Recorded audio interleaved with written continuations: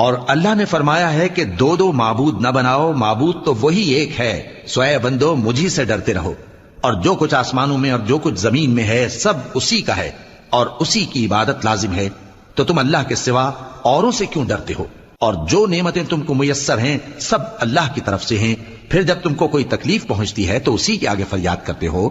پھر جب وہ تم سے تکلیف کو دور کر دیتا ہے تو کچھ لوگ تم میں سے اللہ کے ساتھ شریک کرنے لگتے ہیں تاکہ جو نعمتیں ہم نے ان کو عطا فرمائی ہیں ان کی ناشکری کریں۔ تو مشرکو دنیا میں فائدے اٹھا لو، پھر ان قریب تم کو اس کا انجام معلوم ہو جائے گا، اور ہمارے دیے ہوئے مال میں سے ایسی چیزوں کا حصہ مقرر کرتے ہیں جن کو جانتے ہی نہیں۔ کافرو اللہ کی قسم کہ جو تم جھوٹ باندھا کرتے ہو اس کی تم سے ضرور پرسش ہوگی۔ اور یہ لوگ اللہ کے لیے تو بیٹیاں تجویز کرتے ہیں، وہ پاک ہے، اور اپنے لیے بیٹے جو مرغوب دل پسند ہیں، اور جب ان میں سے کسی کو بیٹی کے پیدا ہونے کی خبر ملتی ہے تو اس کا منہ